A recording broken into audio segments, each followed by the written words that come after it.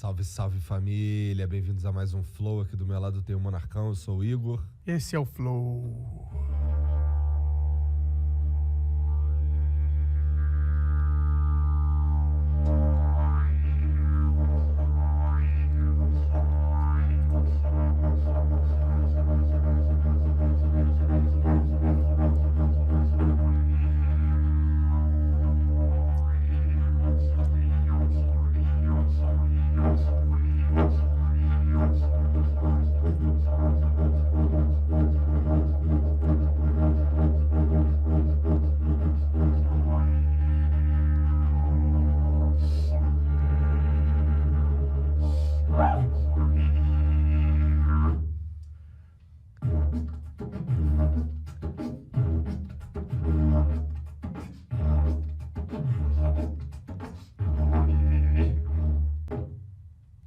Caralho! É, cara! Acabamos de ser.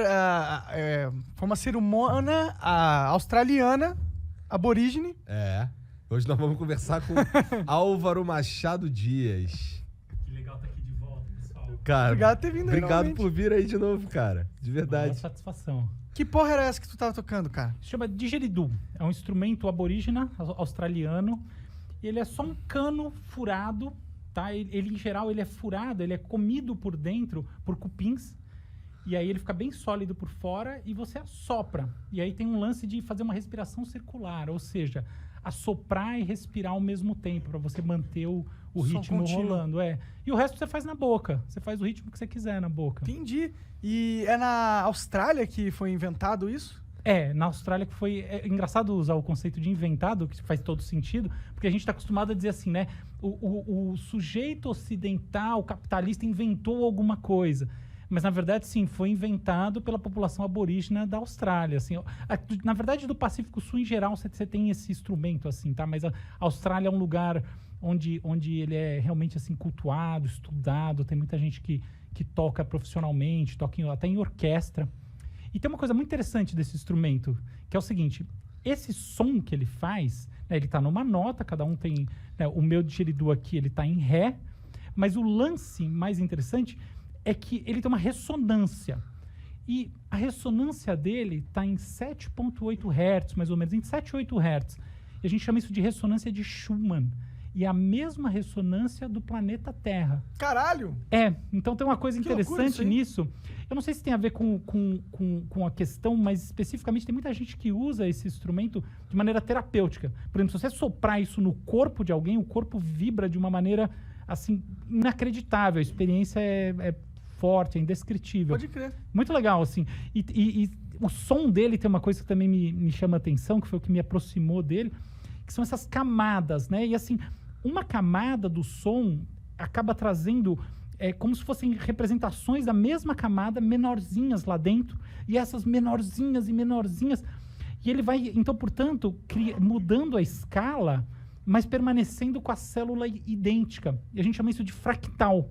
Então ele é um som em fractal, ou seja, o som que ele faz durante 1 minuto é uma réplica do som que ele faz durante 1 segundo, que é uma réplica do menor compasso que você consegue extrair dele. Caralho!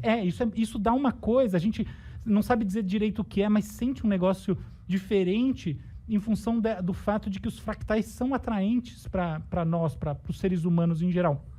Então tem uma história interessante que o Jackson Pollock, que é um grande pintor, né, da primeira metade do século XX, que fazia aquelas pinturas abstratas, o cara que jogava tinta, assim, pintava com a tela no chão, fazia uma coisa maluca. E muita gente ficava tocado por aquilo, não conseguia entender, nem ele.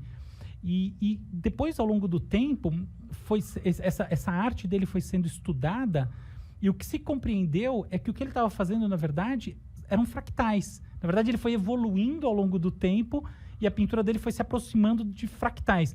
Tem um cara chamado Mandelbrot que formalizou, assim, fez uns chamados conjuntos. Né? Um cara que pensou sobre esse assunto e ajudou todo mundo a entender o que eram os fractais na prática.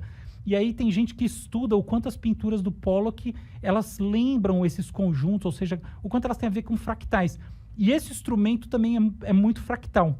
Fractal é uma loucura, por sinal. Porque, assim, a gente vê hoje em dia que o coração tem fractais, o coração humano. Então, por exemplo, olha que coisa interessante. As batidas do coração, muito como digerido durante um certo período, elas emulam os períodos menores.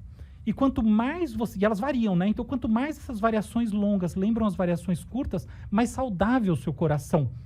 E a mesma coisa no cérebro. Hoje em dia a gente entende que as estruturas das redes neurais do cérebro humano e outros cérebros, na verdade, elas são fractais também. Então elas têm esse princípio que o funcionamento, por exemplo, todos os neurônios funcionando juntos, aquele monte de disparo, essa coisa toda.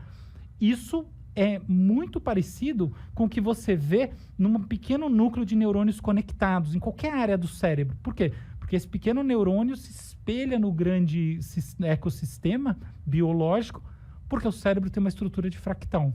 Entendi.